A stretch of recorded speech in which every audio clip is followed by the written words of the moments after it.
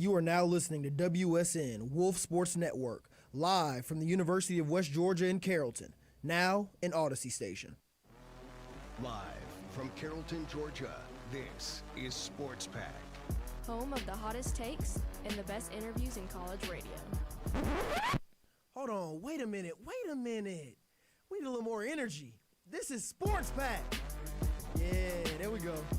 Home of the hottest takes and debates. There is no way I'm going to sit here and roll with Jared Stidham and Aiden O'Connell. Richard. There's just no way. And the best interviews in college radio. This is five-time Olympic medalist Alana Myers-Taylor. This is Super Bowl champion quarterback Brad Johnson, and you're listening to Sports Pack on the Wolf Sports Network. You know what time it is. Wolf's Country. Let's ride. What is up, everybody, and welcome to another episode of Sports Pack. If you're watching on YouTube, you see it, but if you're listening on the radio, let me just remind you, it is indeed Halloween, and we are very spooky, and we are all up here spooted and booted, spooked out, ready to enjoy our Halloween weekend. But right now, we got to handle Sports Pack first, so we decided to get festive and wear our costumes on air. Look, I feel good. You know what Coach Prime say? You look good, you feel good. You feel good, you play good, they pay good. And look, our pay is y'all enjoying the show. We love it here.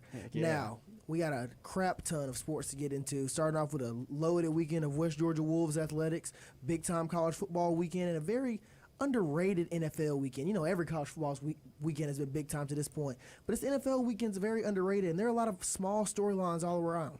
We're going to talk about the World Series with the Dodgers beating the Yankees in 5 games. We have a lot of stuff to get into. But before we get started, a quick reminder. On November 5th from 8 p.m. to 11 p.m., Wolf Radio's news team will bring you 3 hours of election coverage at thewolfuwg.com. Tune in to hear interviews with political scientists, poll numbers, and how traditional media and digital media have portrayed this election. November 5th from 8 p.m. to 11 p.m. only at thewolfuwg.com. That's November 5th from 8 p.m. to 11 p.m. at thewolfuwg.com. That is our sibling station, the Wolf UWG. Now let's get into some UWG sports. Long is Widener rolls to the right. He's got some time. Everybody's down at the end zone. He heaves it. And it is caught for a touchdown. We are one. Go Wolves. We are one. And we have a pretty weird Division I matchup coming up this weekend. But first, let's go back in time a little bit. Last Saturday, we had another home game. Coming off a big-time win against Shorter, 41-13, to give us our second win of the season. We're looking at this team against Southern Utah. Like, okay, this is the game we need to really get back on track, get our first Division I conference win, and get moving forward, trying to go week by week and win out the rest of the season. It didn't happen, and we ended up falling 28-17 to the Thunderbirds. Well, this upcoming weekend, we have a very interesting matchup against the Lincoln University Oaklanders out there from Oakland, California. Big time, aren't they? Now, look, sounds big time. I'm like, dang, I've never heard of this school before. So I get on my laptop, I start doing research. I'm hearing things from other people. I'm like, well, you know what? I've heard of pretty much every at least decent Division I program, at least heard the name or seen the logo. So I'm hearing Lincoln University Oaklanders. I'm like, I guess they're in Oakland. They're the Oaklanders. Okay, whatever. Let me look them up. I find a USA Today article titled, "A Scrappy Football Startup, or the College Bishop Sycamore." I'm like, what Bishop Sycamore? If you don't know what Bishop Sycamore is, it was a fake high school football program that found their way into a primetime ESPN game against one IMG Academy. So I'm like, how was a college team, a college Bishop Sycamore? What does that even mean, right? Yeah. Let me read you this paragraph from the article. Spiel us, please. The Oaklanders, as they are called, do not belong to the NCAA or any football division or conference. They do not have their own stadium, practice field, or weight room, and they have so far played every single game in program history on the road, almost always losing, and almost always by a lopsided margin. Now, this article was posted back in February by Tom Shad and Josh Peters. I'm like, you know what, maybe this is outdated information from last season. Maybe they've started winning, and this might be a challenge for West Georgia. Well, let me read you their last 5 games. I'm just going to read the final scores here because they play some pretty funky schools from all over. 45-6, 63-20, 40-14. Got a great friend down at Savannah State. Shout out my boy Keon Bryant. Can't wait to see what you continue to do at the highest level. 30-18 against Savannah State. And their most recent game, last weekend, 48-0. Ooh. Now, we thought Shorter was a walk in the All park. losses. Yeah. All losses.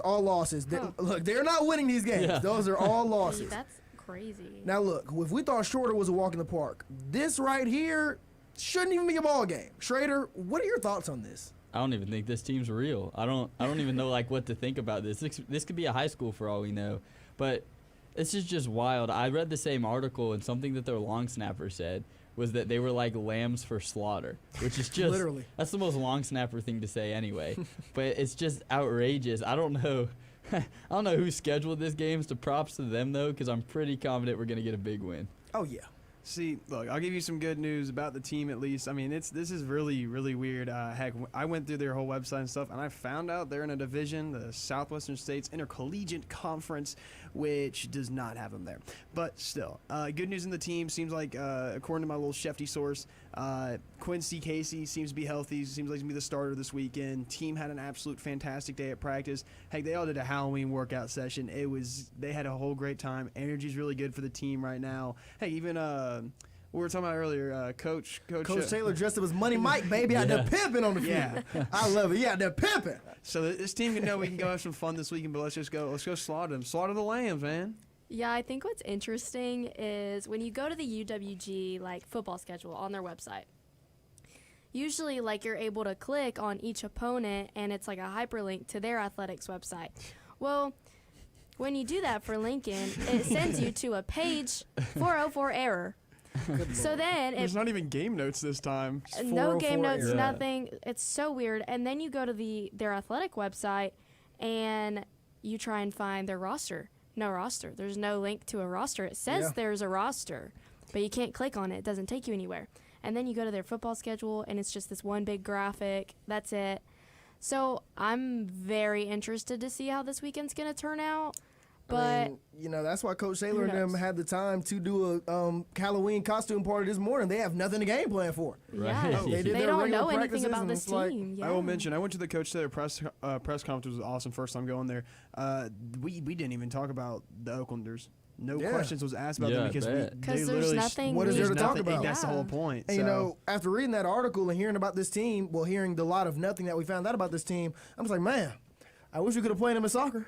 I wish we could have scheduled them in soccer before the season ended because we in 130-1. I mean, 2-14-1. 2-14 We got and two one. of them and a tie. Tua. Hey. We should have scheduled Okay. Lincoln about 5, 6, 7, 8, 9 times throughout the season. Right. But Home the and season's home. over. Maybe we can get them scheduled for next year. But the volleyball season is not over.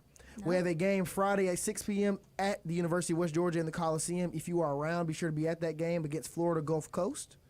And on Sunday, November 3rd at 2 p.m., another home game at the Coliseum against Stetson University. Two big-time ASA and conference games that we need to win to really Crucially. get back in the hunt to really make a splash in this conference tournament. Yes, Sunday at 2 p.m., the volleyball game. It is Youth and Community Day. Please come out, show out. We are really trying to get attendance up and really just show school spirit and community spirit with these West Georgia Wolves. So please show up on Tuesday. I'll be there. Come say hi. Uh-oh, Carly in the building. Yo. They really trying to Yeah. pack it out. They done brought Carly out to the Celebrity game. They really trying to appearance. pack it out. Okay. She can't come to Monday Sports Back, so she can go to Sunday volleyball. Hey, I was Yeah. sick. I was sick. Okay. Let's talk some college football. Baby, it's college football time. Give me my theme music. Whew. That stager right there. Listen, look here. Look Hey, here. a chef cooked that one up. Richard Boy. Reed is the GOAT. That Oh, a chef. stager. Oh, a chef. Yeah, someone got it. John, Ratio. are you a chef? Yes, chef. But look, Hey, quick clarification, Dad. It's Carmi from the Bear. It's on Hulu. It's a show I watch. for those of you not watching on YouTube, he's talking about his Halloween costume. He's tooting his Yes. own horn right now. We all got on great costumes. Some people would say John's costume is the worst, but to each his own opinion. Hey, man. But look, Hey, look, you looking clean in your suit right there, you man. know, I appreciate it. I'm not the one that said your costume was the worst. I like your Oh, costume. really? I haven't seen Really? the bear, but I What recognize source it. said that then? Huh? What source said that? You know, I got to keep my source confidential. I understand. Journalistic ethics. Oh, okay. I took media ethics last semester, baby. I know what I'm talking about. Now look, let's get moving here. Because every single weekend is a monster weekend this season of college football, arguably the craziest season since 2007. And I want to jump right into it here. I want to jump right into the deep end. Big time game. Number 4 Ohio State coming off a very surprisingly challenging game against the same Nebraska team that was just slaughtered by the Indiana Hoosiers a week prior. Barely squeaking out a win against them 21-17. A lot of people are chalking that game up as a loss and saying this one-loss Ohio State team might be a little bit fraudulent. Well, they're going on the road to Happy Valley to take on the 3rd-ranked team in the land, the Penn State Nittany Lions. Now, look, I really wish this was the whiteout game. I know Penn State fans are banking on it being the whiteout game too, but it's a 12 p.m. Fox kickoff, which really plays in Ohio State's favor here, but I think the crowd is still going to be electric. Happy Valley gets wicked, especially during the whiteout games. It won't be this game, but it's going to be a packed-out stadium. Schrader, you're nodding your head a lot, Shrek. I'm going to give it to you first. Who do you think is going to get this game and why? Yeah, I love a game like this. This is a playoff game that we get in the regular season. And honestly, I'm going to go Penn State here simply because James Franklin's due. Like, he's due. He needs this win. This is probably the best Penn State team we have seen since, like, Trace McSorley and Saquon Barkley. If there's a team that's going to do it, it's this one. Yep. And Ohio State, I know we talk about, like, oh, they escaped Nebraska. Honestly, they just played a football game against Nebraska. That's how they all go for Nebraska. That's just a Nebraska brand of football. But I really like the defense of this Penn State team. I like how they play old school, nitty-gritty Big Ten football. And I think they're going to catch Ohio State slipping Saturday. So you're going with the Lions? I'm going with the Lions. Penn State Schrader. You heard it. Johnny, how we feeling? It's a tough one because you're not wrong about Penn State. They're playing some hard ball. Heck, their tight ends balling. I can't believe it. I mean, Tyler Warren. Yeah, Tyler Warren has been a absolute specimen to watch on the field. I mean, you can line him up anywhere, and he goes hard in the paint. Simple as that. And from Ohio State last week slipping up, I feel like they're going to be angry about this game because they now realize that the world's turning against them. I mean, that's any football program, I'm not going to lie. But I think here, it's a tough one, man. Yeah, take a deep breath while you thought about that one. Yeah. Guy in the live chat said you look like a Starbucks barista supervisor. Yeah, let's not. I just had to let that be chef. known. I'll roll with Ohio State. Okay, going with the Buckeyes here, taking the safe option. Yeah, I'll take the safe option. Ain't nothing wrong with playing it safe. Ain't nothing wrong with playing it safe. Yeah. Carly, are you going to play it safe, or are you rolling with Penn State? You rolling with the big dogs? You staying on the porch? Okay, so coming into this show, I was leaning one way, and I'm not going to say names yet, but I was leaning one way because I think that this team knows that there's a lot on the line, and if they don't win this game, they lose out on most of that. But after discussing with y'all and looking at the AP Top 25, I think Penn State really wants to prove themselves. I think they really, really do. And I think they want to be above a team that is still ranked above them that has a loss and they don't. So, that being Georgia. Because we have Oregon undefeated, we have Georgia, which has one loss, against Alabama, and then we have Penn State still undefeated. So, I think they really want to prove themselves, and I think this is the game that they're going to do it. I'd love to see Ohio State still be able to prove themselves and take advantage of all those things that they want that are at stake. I'm going to give it to Penn State. She getting off the porch. She rolling with the big dogs. I thought I was going to be alone. Okay. I understand it, Carly. This is a game I've also been very back and forth on. I don't really know how to feel for a while now. Looking at this Ohio State team on paper, of course they're favored to win. But you have Will Howard at quarterback. You have this two-headed monster at running back, something that should have the best rushing attack in the country with Quinshawn Judkins and I messed up his name that I can't think of. Henderson. And Travion Henderson. Thank you, sir. That's what I'm here They for. also have Jeremiah Smith, Baby Julio at wide receiver. Still have Emeka Egbuka, Julian Fleming. The list goes on of these wide receivers. A very solid defense on paper, on defense as well. But they haven't been executing. The run game has been very lackluster. The defense has been shoddy at times. Denzel Burke has been getting targeted in their secondary. It was really put on display in the Oregon game. But last week against Nebraska, they didn't look the greatest either coming off a bye week. Now, you could call it a look-ahead game, but I think this team has flaws. The run game should be much more dominant than it is. And as I already mentioned, the struggles outside of wide receiver. They don't have a superstar quarterback that can mask all these things like a C.J. Stroud or Justin Fields could have done in past years. Will Howard, take it or leave it. He's not going to lose you a game, but he's also not going to win you a game. But then you look on the other side with Penn State here. Yes, they're sitting pretty, 7-0. number 3 team in the land. Big time win against USC a few weeks ago, but they started very slow. Even last week, winning 28-13 against Wisconsin, they jumped out very slow. And both these head coaches are also looking to prove something. People talk about both these head coaches, James Franklin and Ryan Day, saying neither of them can win the big game. It's hard to speak in absolutes about those kind of things because this is a big game. One of these coaches will win that game. So at that point, can he win a big game or are you still doubting him? So it's a little wishy-washy there. Both teams have a lot to prove. Both teams have holes. Penn State's defense, yes, it's been great so far this season. The pass rush hasn't been what it's been in past years, but it's still really good. But outside of Tyler Warren at tight end, a guy that can line up out wide at receiver, at quarterback, at running back, tight end, O-line. He plays center one snap during the USC game. He's great. But outside of him, what other perimeter threats do you have that can really threaten this Ohio State defense that's been very shaky?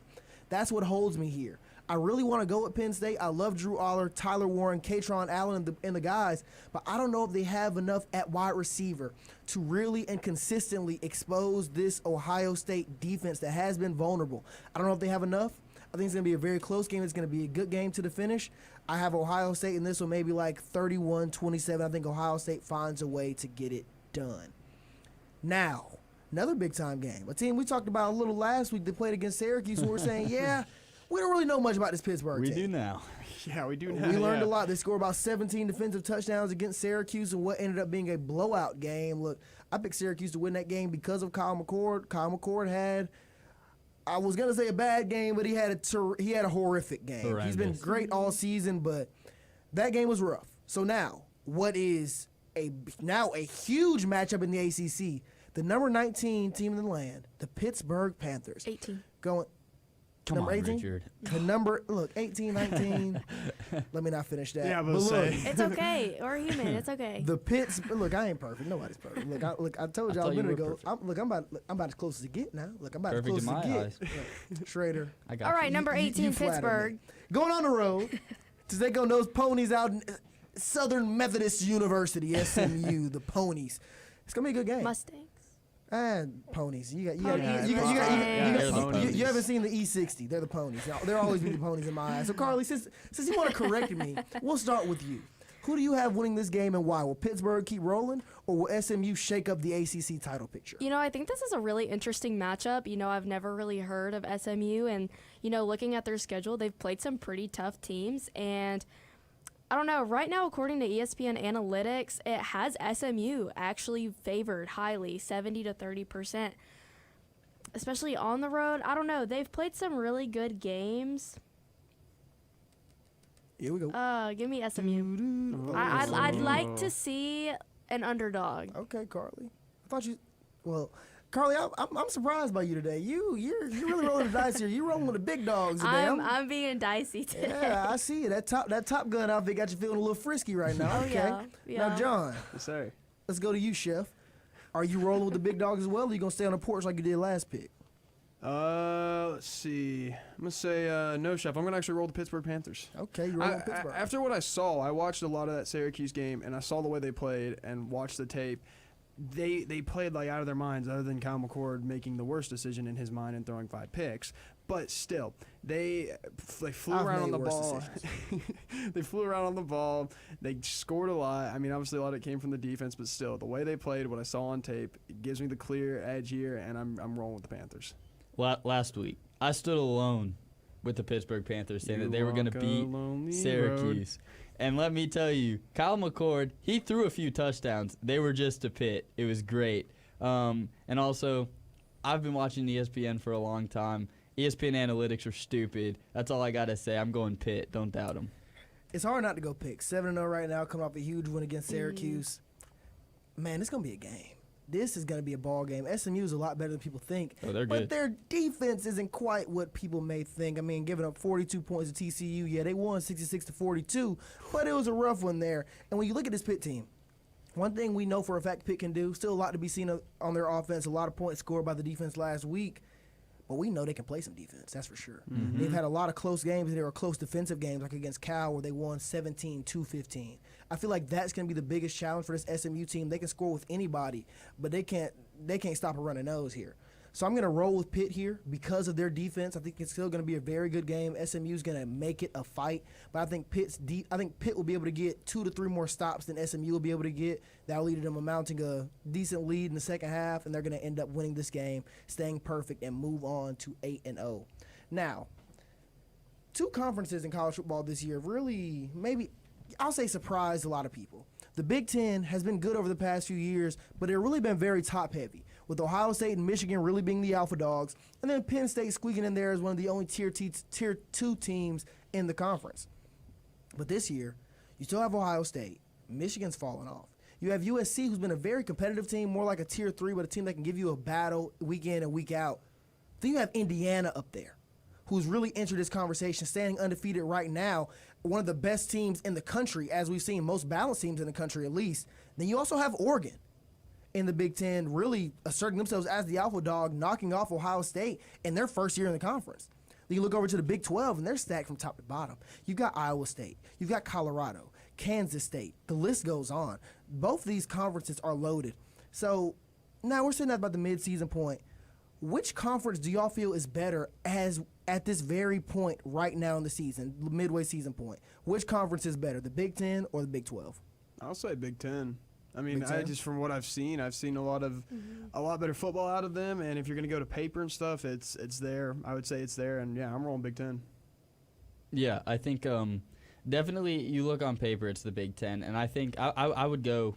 I am gonna go with the Big Ten simply because I think if you scale the depth, I think there's a lot more Big Ten teams that could beat Big 12 teams. I think that the Big 12 is very much so an up-and-coming conference. They just brought Cincinnati, UCF, who else?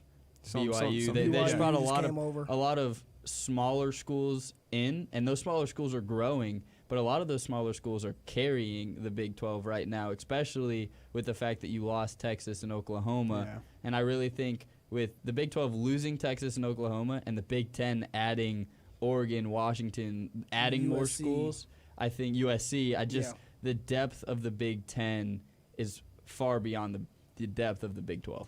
Yeah, I'm definitely going to agree. I think as of right now, the Big Ten Conference is probably the best one between the two.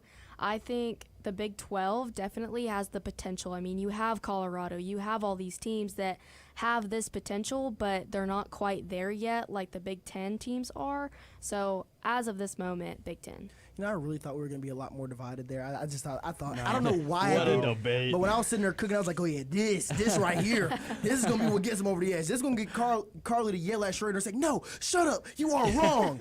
But it didn't work. When have They're I always agreeing ever here. done that? That's what I'm saying. I was like, that's going to get you Where out is here. the evidence I've ever done But you've been that? cool, calm, and collected. It really reminded me of Gianna recently. You know, Gianna I was know. always cool, calm, and collected We on the miss her show. here. We really do. Gianna's goated. I Yeah, almost said was goated like she passed away. Gianna's still goated. She is. She I know. popped out the So homecoming. She was fashionably late as per usual, but she was still there. That's all She that was still matters. there. See, I'm pulling a Brendan with my glasses inside, and then Yeah. I'm just repping Gianna. So I can't even see. I heard Brendan trying to act like me. They say he popping out in a Riddler costume tonight. Hopefully we in the same place. Somebody gonna have to die. But look, we're gonna take a quick song break. Stay tuned because when we get back, we're gonna talk about this big time World Series. We also have to take a call in, and we're gonna make some NFL picks for this upcoming weekend. Stay tuned. This is Sports Pack on Wolf Sports Network. Hey, this is 5-time Olympic medalist Alana Myers-Taylor, and you're listening to Sports Pack, only on the Wolf Sports Network.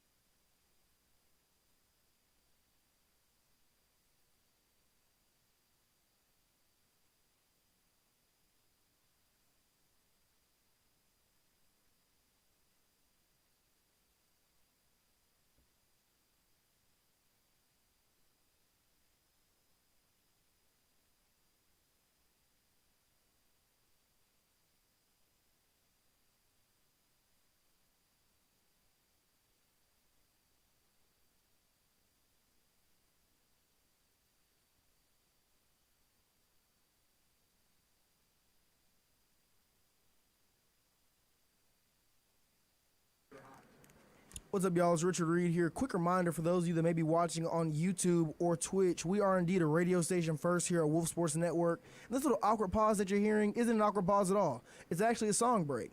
So if you want to listen to the great music that we're playing, go to wolfsportsnetwork.com. Yes, wolf like the animal, sportsnetwork.com. Hit the play button in the top of the screen or the play here button in the middle of the screen and hear the amazing Halloween music that we're playing during this song break. And when we come back on air, either stay tuned over there or hop on back over to the stream. We'll be back very, very soon. But if you do decide to stay, we do have a few more things we can talk about here because we only picked 2 college football games this weekend, but there are a lot more games on the slate. I'm sitting here scrolling through right now. Hold on. Let me get my thing together. But we got a lot of games. One game, big time game. Well, big time in my heart.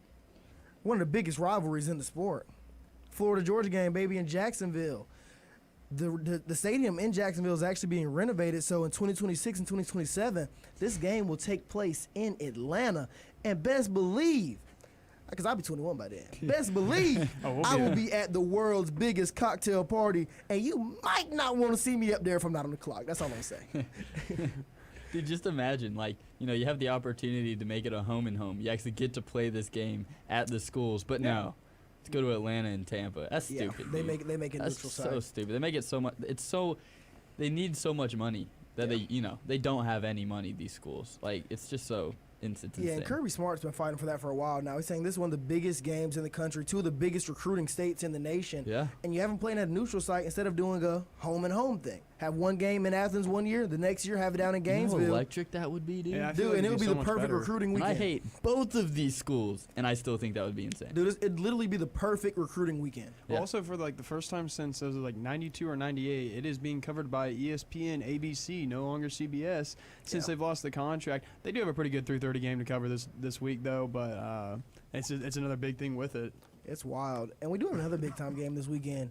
Texas A&M coming off a big time. They're now the number 10 team in the nation, coming off a big time win against LSU, going on the road to South Carolina to take on the Gamecocks. Now look, it's no longer Cocktober, but this is still a very dangerous South Carolina team. And and right now A&M is still sitting at only a 3-point favorite in this game. Y'all think this might be a trap spot for A&M?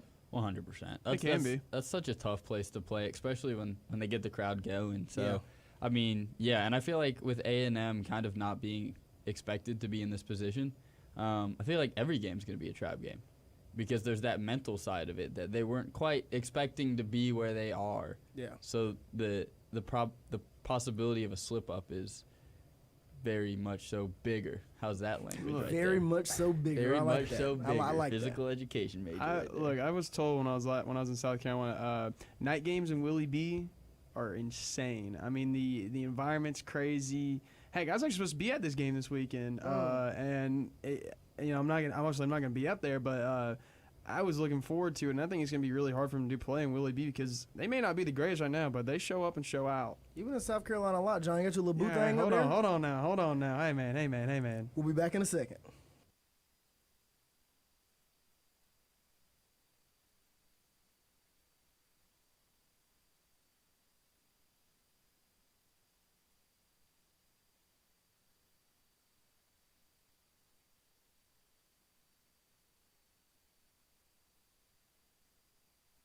To Wolf Sports Network's newest podcast, Triple Threat. Triple Threat, the podcast, was fun. So today we are joined by Cole Fisher. Cole, welcome. We got Jeremiah Giddens here. But like we said, that was only the start. I think we got some big plans. Definitely got some big plans in the cook. There could be a surprise next semester. All right, boys. I think I know what's happening. Oh, you have no clue. Now you can find us at Wolf Sports Network, live Fridays at 11. Man, I think I just got some breaking news outside of the sports world. It got me a little flustered here. But before we get to breaking that news, I do got to pay the bills. Pay the bills, keep the lights on, baby. Here we go. Dining dollars are available to use at the East Commons Pack Shack, the TLC, the Noonan Micro Mart, and in any Coca-Cola vending machine on campus. More information is located at UWG_Dine_West on Instagram. Play that NFL, Stager. Man, what do you mean? Getting a call. Oh, shoot. See, I'm trying to get in the NFL, but the phone keep ringing. I keep forgetting on Thursdays we do call-ins. Pick it up, man. Sports Pack, this is Hello, Richard. fellas and lady fellas. It's Kyle Moore over at LaGrange College in LaGrange, Georgia. Go Panthers, baby. Paws up. I want to say it is an honor to be on Wolf Football Network. Oh, shoot. I mean Wolf Sports Network. Sometimes I get confused because literally no other sport is talked about other than football. Okay. We talk about volleyball. So I'm going to take this time to talk about anything else other than football. The Dodgers just won in the World Series. I just want to hear some thoughts on that. Saddens me as a Braves fan to see Freddie taking a ring over in his hometown. But it makes me happy to see Freddie Freeman succeed as a lifelong Braves fan. And so I just want to get your guys' thoughts and concerns. And please, God, I understand it's football season, but there are other things going on. Justice for all their sports, baby. K-Swaggy out. All right, K-Swaggy. No, K-Swaggy, you listen to me. K-Swaggy, Kyle, whatever your name, whatever you're telling us your name is, something about you ain't right. Now look, we talk about other things other than football here. Like Schrader said, we talk about volleyball. I just talked about scheduling Lincoln University for the soccer team. Look, this is what we do. Basketball season's coming up. We talked about Bronny and LeBron. West Georgia plays at Georgia Tech on this upcoming Wednesday. And Mississippi State, we're traveling Look, to them. we're universal. Look, we were talking about me entering the U.S. Open the other day. So look, Exactly. K-Swizzle, Kyle, whoever you are, boy, they check yourself before you call in next time. Because I got time today. We do talk about other sports. It is football season, but you're right. The Dodgers just had a monster World Series win, beating the New York Yankees in 5 games. Congratulations to the MVP of the World Series, Mr. Freddie Freeman. I wish you were still in Atlanta. I love you, but I am happy to see he got it done. His story is incredible. How can you not love Freddie Freeman? Oh, my gosh, he's awesome. Now, Schrader, I want to start with you. Yep. I know you're a pretty big baseball guy. You're a Marlins fan, so you've been in purgatory for a long time here. But I know you. Hey, me too. It's okay. Yeah, exactly. So I know y'all both still enjoy the game. So Schrader, what was your biggest takeaway from this World Series? Yeah, I gotta preface. I don't know much about October baseball. I am a Marlins fan, but this was an awesome World Series. I know it was only a five games. Like, it was 4-1. Dodgers won. It practically swept them. But it was probably the most entertaining 5-game series I've ever seen. With the Freddie Freeman's grand slam walk-off last in Game 1, and then last night just happening, right? The Yankees were up 5-0 in the 5th, throwing a no-hitter, and then all of a sudden they lose. It was crazy, but Freddie Freeman's story is just one that, like, it just shows the beauty of sports. Everything that's gone on in his life, and especially this season, just for him to go out there and hit a home run in almost every single game of the World Series was just... It was picture perfect. You can't make stuff like that up. It was just awesome. Yeah, I definitely think like his story is absolutely incredible. I do want to point out one thing that did happen in the World Series. I think it was Game 4. The Dodgers caught like an out ball, I think. Foul ball. Oh, foul ball. Yes. Yeah. Foul ball, and man. the Yankees fan literally ripped out the ball out of his glove. And I'm like, Needed it. and I'm like, why? Why?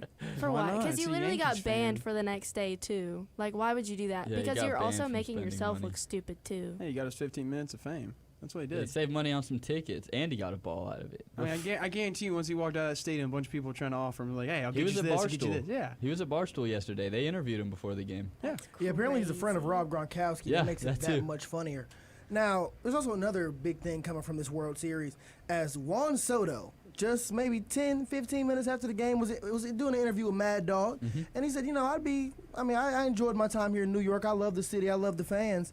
But I am open and willing to hear from all 30 MLB teams, saying that even though in his first year in New York with the Yankees, he had a great World Series and a great postseason, by the way, but he's not committing to being here next year. He said he is open to hearing from everyone around the league. Now, Schrader, you just started jumping for joy. Yeah, I Why does did. that make you so happy? Just because he said all 30 MLB teams, which means there's like a 0.2% chance the Marlins could be in that Well, the Marlins are in that conversation. Yeah, We're one of the 30 default, MLB they're one of the teams. 30. They're in yeah, that by combo. default, we're in the conversation, and that just brings me joy because we've never been in any of those conversations.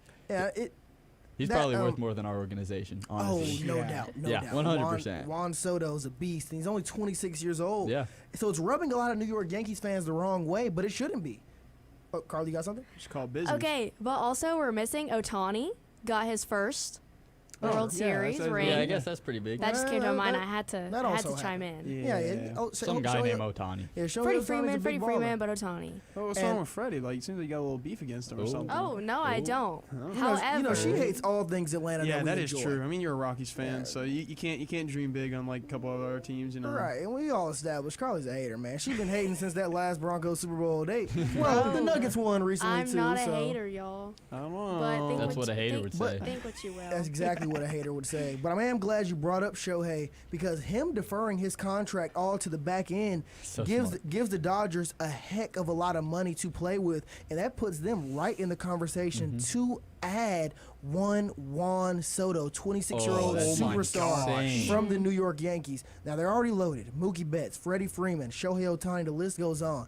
But if they could go ahead and pluck Juan Soto from the Yankees and drop him into that roster, that right there would be incredible. It's really not even fair at that point. It's just cheap. Right.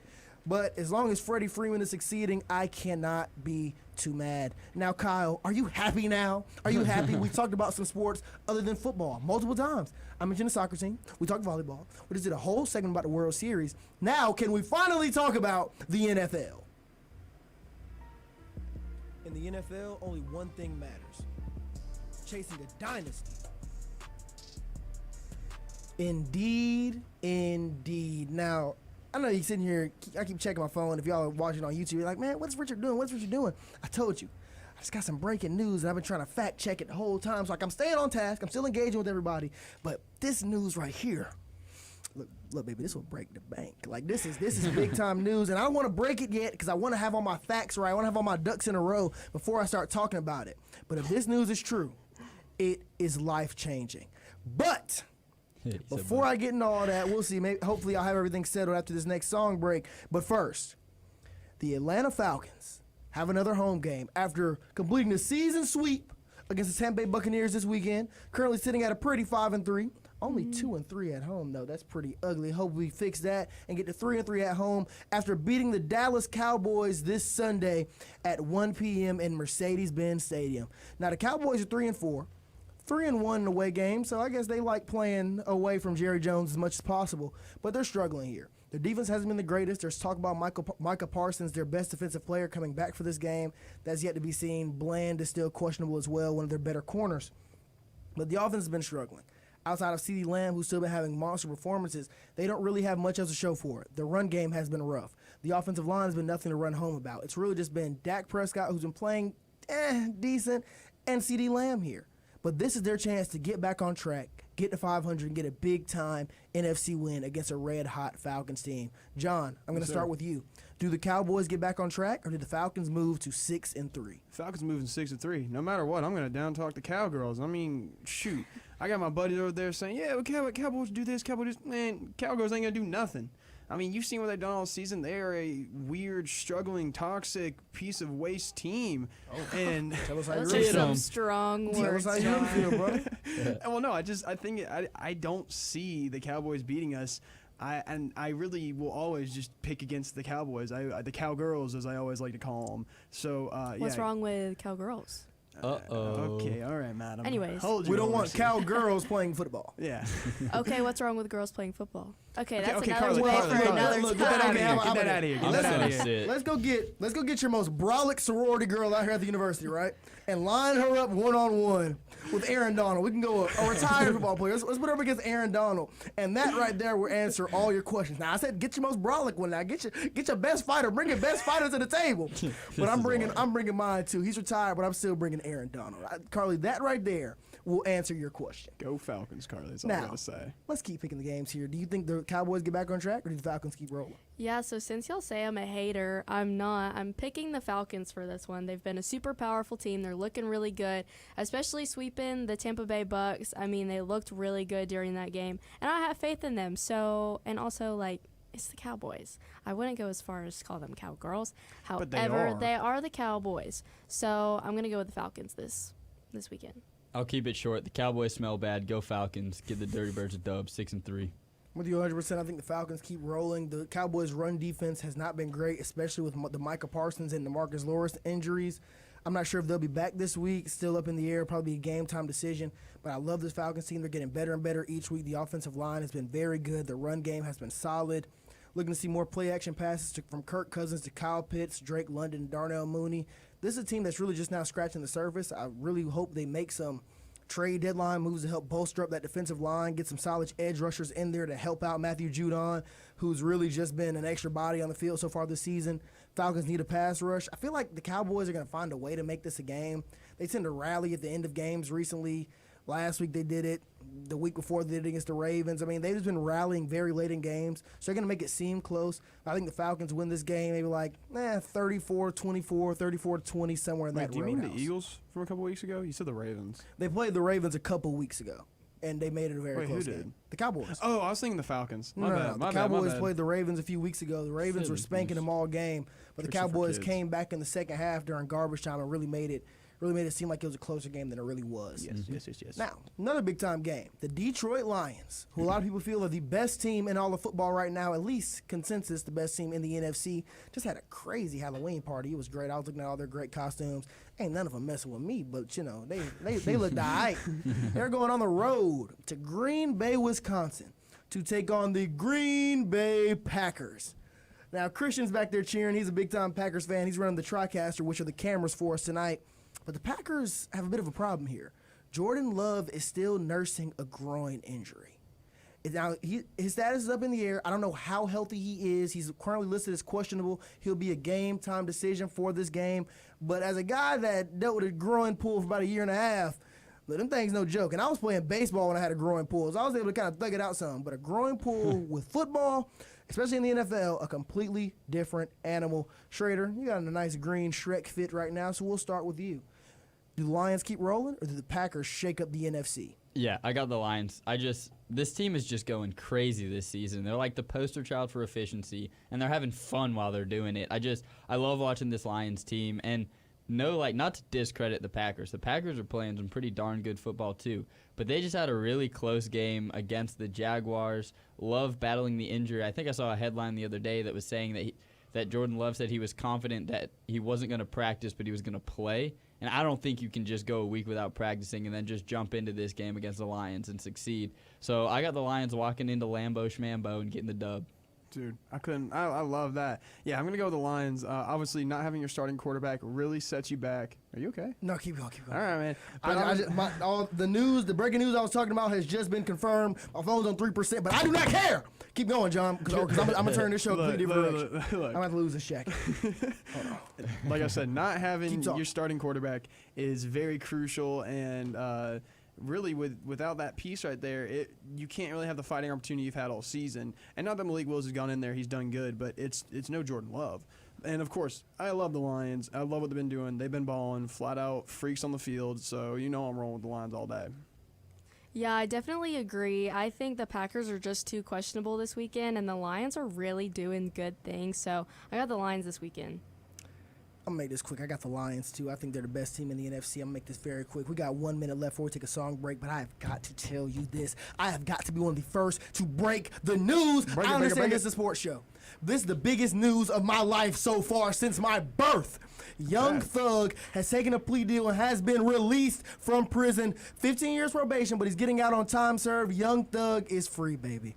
I am so happy. Now, I know a lot of you probably aren't big hip-hop fans. Like, Young Thug, he probably should be in jail. Well, Thug stands for truly humbled under God. That is a religious man, and we are happy to have Young Thug back. It has been far too long. That trial has gone on for way too long. He's getting released tonight, and I am more than happy. I'll be playing Thug for the next 3-4 weeks now. This is incredible. This is the best thing. So you're picking the Lions, right? Yeah, I picked the Lions. I picked the Detroit Lions. I'm excited, man. This is. Let me move on.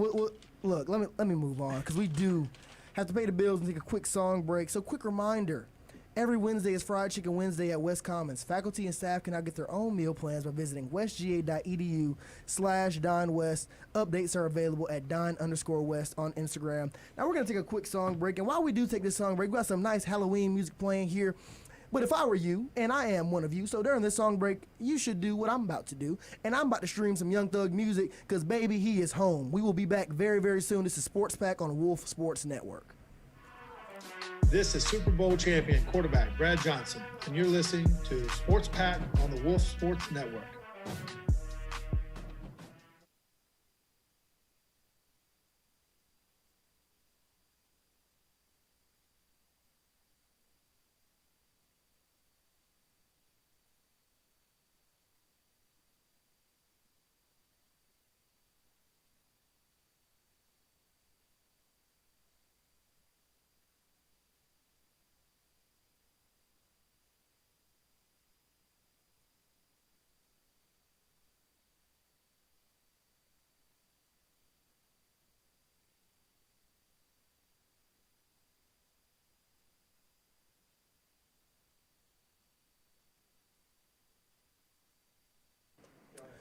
All right, sorry about that. I told y'all when I confirmed that news was true, I was gonna lose myself a little bit because I'm very excited. That's one of my favorite artists of all time, and he's back, baby. I mean, when he first went down, I mean, he had an album on the way, but look, I'm still rambling about it. But we did have a couple more football games to get into. The Broncos are going on the road to Baltimore to take on the Baltimore Ravens, a team that just came off a very surprising loss to the then 1-6 Cleveland Browns, being led by Jameis Winston. Jameis went on to throw for over 300 yards. Cedric Tillman, the wide receiver, one of the wide receivers, came from University of Tennessee a couple years ago, had a big-time breakout game as well. And that's a lot of people currently questioning this Ravens team, asking, is this Ravens team outside of Lamar Jackson and Derrick Henry really that threatening of a team? Their defense is really nothing to write home about. People don't really know what to make of this Baltimore Ravens team. Well, I'm here to tell you. This game against the Broncos, yes, the Broncos are a very talented team. They're also sitting at 5-3 right now, led by a very dominant defense. But this Ravens team is going to bounce back this week. Carly, I know you're a Broncos fan, so I hate to do this to you right now, but I do think the Ravens are going to bounce back here and have a big-time statement win against your Denver Broncos at home. Ain't nothing to think about. As unbiased as I want to be, I'm still going to pick the Broncos. Yeah, just don't because forget who the Ravens added, Deontay Johnson. He won't be a big factor this game. It helps. It definitely helps. It definitely helps. Like, as weeks go on, he gets more comfortable with I don't think it'll be a blowout. It'll be close. And I don't know. I think this Broncos team has really improved, especially under Bo Nix. I mean, Bo Nix was just named Rookie of the Week. So, right. Go Broncos, baby. Yeah. Bo Nix has definitely been solid. I mean, I can't knock it. Him and Cortland Sutton's connection has been good. Their defense, led by star corner Pat Surtain, has also been balling. They got a white corner out there locking up one side of the field. I mean, they got some dogs on that team now. That Broncos team is solid, but it's coming in a rough spot because the Ravens are coming off a very disappointing loss. They just added Deontay Johnson. He's not going to be the biggest part of this offense just yet, but over the next few weeks, once he gets familiar with the playbook, closer to around December, getting close to Christmas time, is where we're really going to see that Deontay Johnson impact in this offense. Same thing with Amari Cooper. As he gets comfortable with the Bills, we're going to start to see his impact as well. I think the Broncos just catching this Ravens team at the wrong point. This Ravens team is angry. A lot of people are starting to doubt them when they were just praising them a second ago. I'm looking for a Lamar Jackson, Derrick Henry masterclass. The Broncos defense is really good, but you are getting a very talented team at a very angry moment. So I think the Ravens are going to roll this weekend. Now, we've only got a couple seconds left in this song break. Playing some Disturbia by Rihanna. I was excited to listen to it, but instead I talked about the Ravens and Young Thug instead, so I'll just play it in the car on the way back home. No big deal. We'll be back in a second. Stay tuned.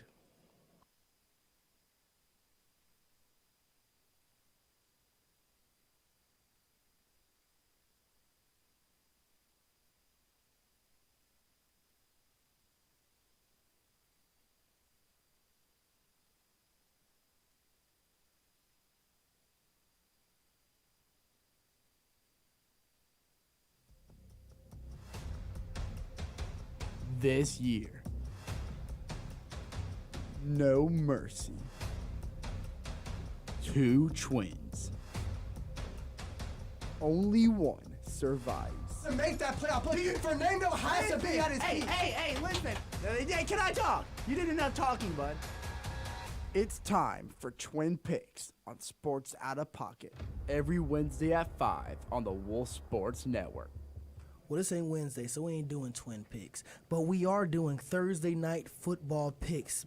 I caught myself almost saying big-time game here. This is what should be a big-time game, but it's not because one team has been very, very, very, very, very disappointing, and that team is the Houston Texans. No, I'm playing. The New York Jets have been very disappointing. I was sold a dream. Well, Yeah, you sold yourself a dream. I think you bought it. Yeah, you're right. Definitely I sold myself a dream.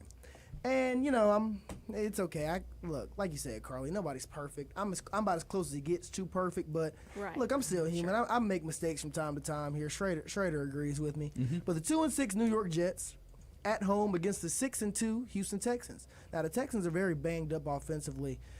Just lost Stephon Diggs, star wide receiver. You may recognize him from the Buffalo Bills and from the Minneapolis Miracle out there with the Minnesota Vikings.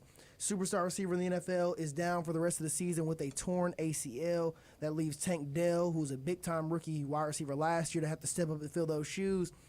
And they are, excuse me, and they are also still without their superstar receiver, Nico Collins. I doubt he will be back this week. I expect to see him back in next week's game, but they're still favored, slightly favored against this very, very shaky New York Jets team. Schrader, I know you're sick of talking about the New York Jets. Every stinking week. Right, from having to deal with me, who's one of the bigger Aaron Rodgers fans you'll see, and now they're just playing at primetime week in and week out, even being a bad team. So I'm going to start with you first so you can get it over with.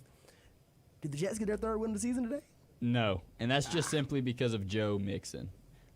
He's been playing out of his mind. I got him in fantasy in a couple leagues, and he's balling out. And this Texans team, just even with the injuries, they just seem miles ahead of where this Jets team is. I find it hard to pick the Jets just because of what I've seen on the field. If you want to call it football, you can call it football. They just haven't played great at all. So give me the Texans. Yeah, I mean, you said it perfectly there. Plus, here's the good thing now with Stephon Diggs, being out for the year. You have guys like Tank Dell. He can finally shine again and get that spotlight back.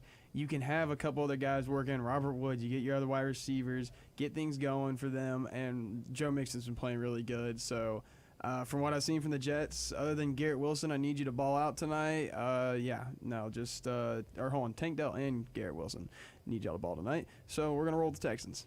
Yeah, I think even with the loss of Stephon Diggs, I think C.J. Stroud can still get it done because the Jets, as we all know, have not been impressive whatsoever. So give me the Texans. Now look, Schrader, I know how you're going to react to this. But Captain. Look, hear me out. Here we go. This is a very tricky pick for me. Very tricky. And yes, the Texans are 6-2, and the Jets' record is the inverse of that, sitting at 2-6. But this team is still very talented. The defense is very solid. The offense has been shaky, but it's filled with talent. So you know they can boom at any time. And what better time than prime time Thursday night against a Texans team that is still very talented, but is still pretty banged up, missing a lot of key contributors. Now, C.J. Stroud is a dog at quarterback and help cover up a lot of things. But Tank Dell's the primary receiver tonight. You still have Xavier Hutchinson and John Mechie, two guys that played a lot of college football on a very high level, but they haven't been the greatest pros so far, but you could also say they haven't really had the opportunity to shine yet. So we'll see. We're really just going to have to see today what that receiving core is able to do against this Jets defense. I'm going to go with the Texans here. They're still a very talented team. Their defensive line is dominant. Danielle Hunter, Will Anderson, the laundry list goes on. And I think they're going to wreak havoc on that Jets offensive line that's very old and shaky.